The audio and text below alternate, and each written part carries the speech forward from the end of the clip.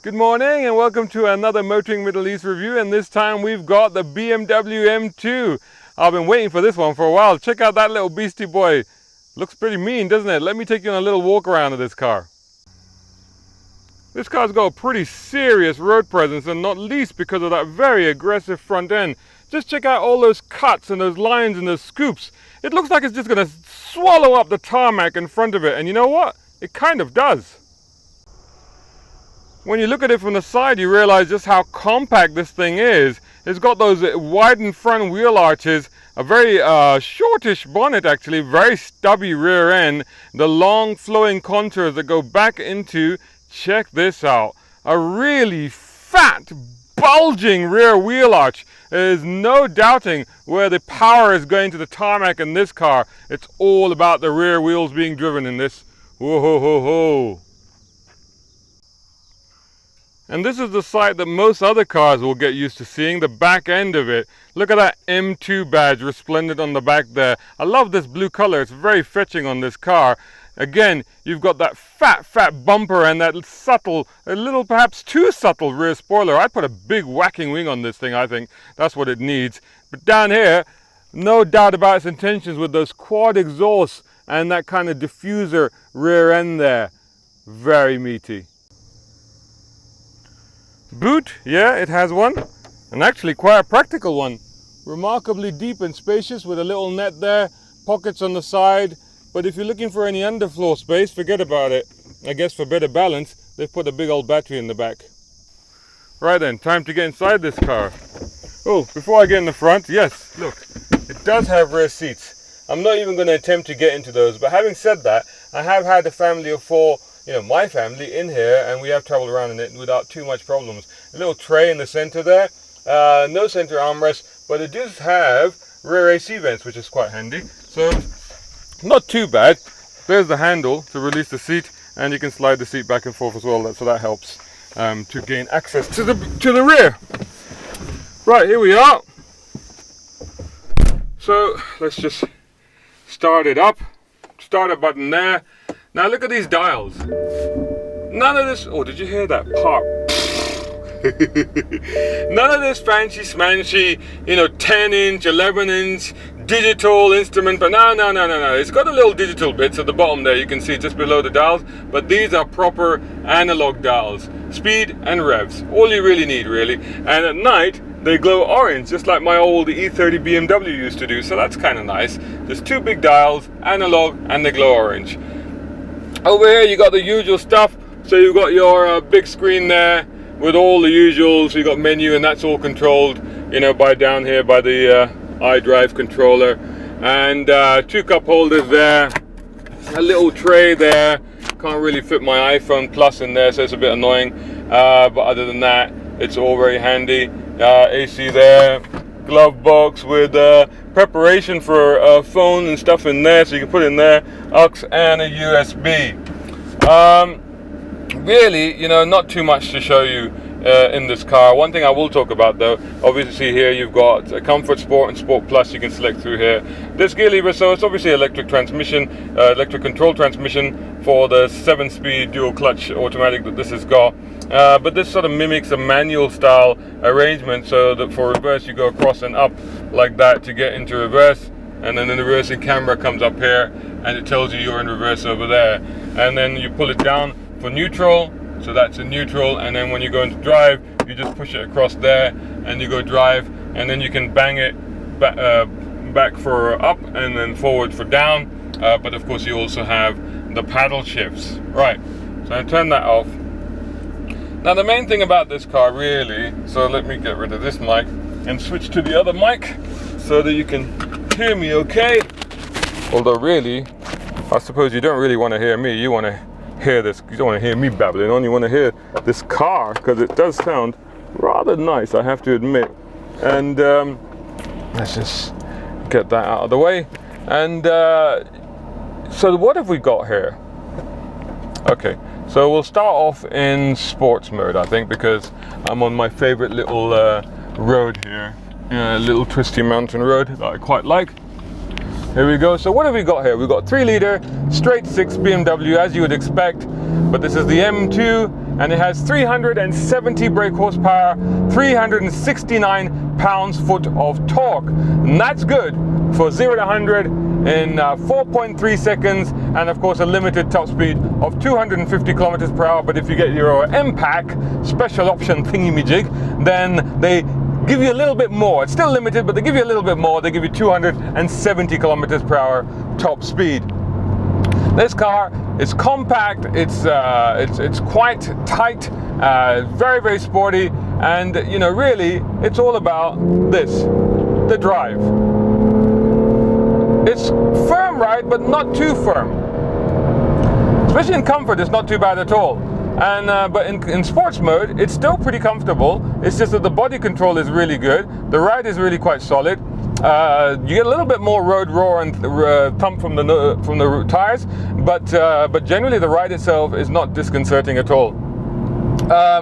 When you push it into, if I can get past this pickup truck at some point, I'll push it into Sports Plus. And in Sports Plus, of course, it gets even more aggressive. And what I would say is that driving it in sports around town is actually fantastic, but coming out to a place like this, you need Sports Plus, because it's even better, way, way better. Now, great brakes, very, very confident inspiring. The steering is very well weighted and surprisingly communicative.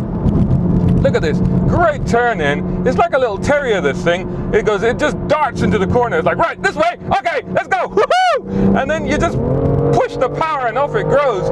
I mean, I've got it there, it's gone into kickdown, look at that. Wow! I mean, that's grip, changes surface, on the grip, no issues whatsoever, on the brakes. Let's get it down into second to get maximum push up this. A little bit of running wide and a little bit sort of just balancing itself there, pivoting around its center point, and again doing the same thing. Just gives you a little bit of under, little bit of oversteer, a little bit of understeer. Just keeping it all where you want it. It's just kind of intuitive.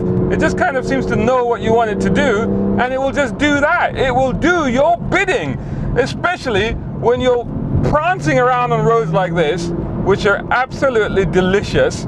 It just goes, right, what do you want to do? You want to do this? Right, let's do this, man. I'll tell you what, this is a whole lot of fun. Power delivery is fantastic. The torque, you don't have to go hunting for a torque like an old M. The torque is right there from the go, but it revs out. I mean, I don't seem to run out of revs, you know. This is in 4th gear, you know, no problem. I think maybe I should go down a gear.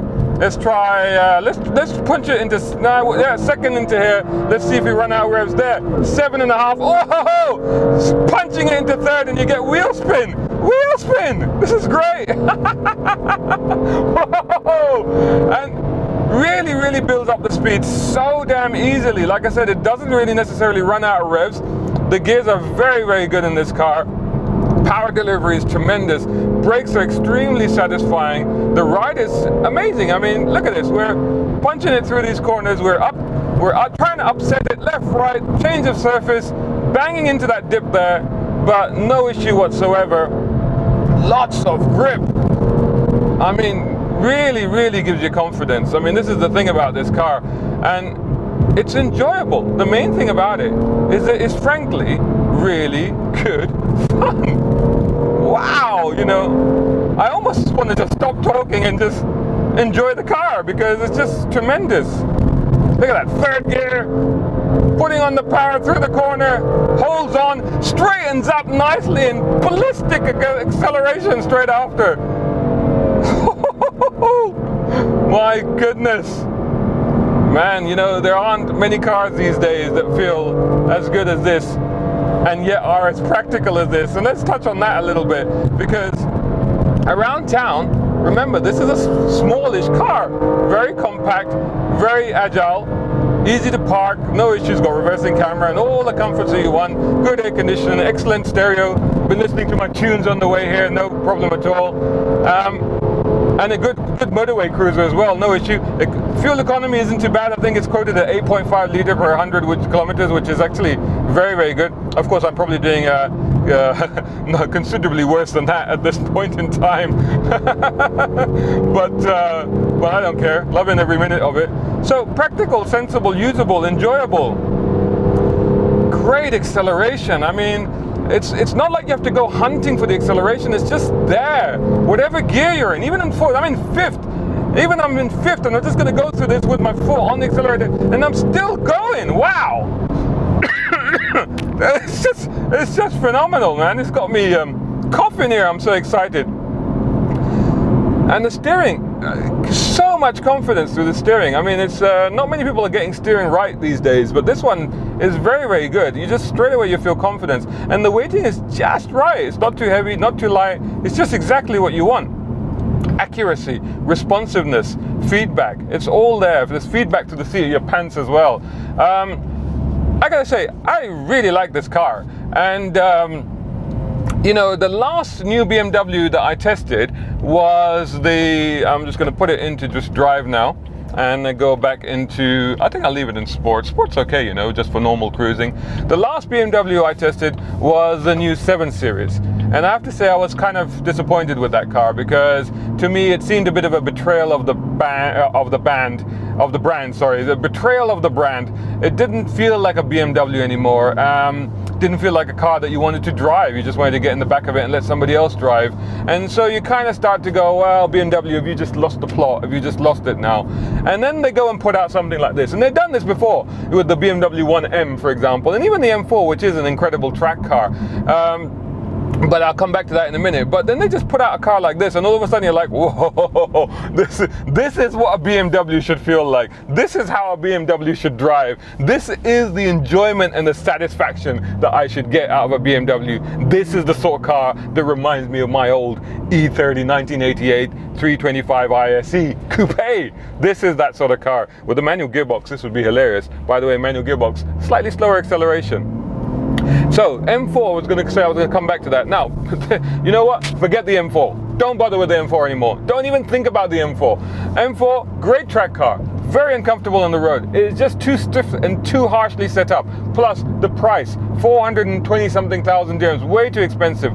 This one, we are talking 290,000 dirhams. 290,000 dirhams. What's that? I think that's about $69,000. I'll correct that in the text if I get that wrong. It's something like that. Which is, okay, not cheap, but considering what you're getting, considering the performance of this car, and considering what else might be in the market for that sort of price range from Europe, I actually think that this is, I wouldn't say a sensibly priced BMW, I would say a slightly more reasonably priced BMW, especially considering the satisfaction that you're going to get out of this car. So, big thumbs up for me for this car. I love it. I'm so delighted that BMW are still making cars like this. They should carry on making cars like this. And I wish there wasn't a mileage restriction on this, because I'd go and drive it even more. But I'm going to run out of kilometers really, really quickly. Anyway, hope you enjoyed that review. Let us know what you thought. Please mention give us your feedback in the comments below, or on our website, motoringme.com. Please find us on all social media. We are on Facebook, where we do a lot of stuff. We're also on Instagram and on Twitter. Just search for Motoring Middle East. Same goes for YouTube. If you're on YouTube and you're watching this there, please do subscribe and tell all your friends. And if you'd like to follow me, I'm also on Snapchat. You just find me by doing Shahzad _Sheikh, and you should be able to find me. Thanks so much, guys. Until the next one.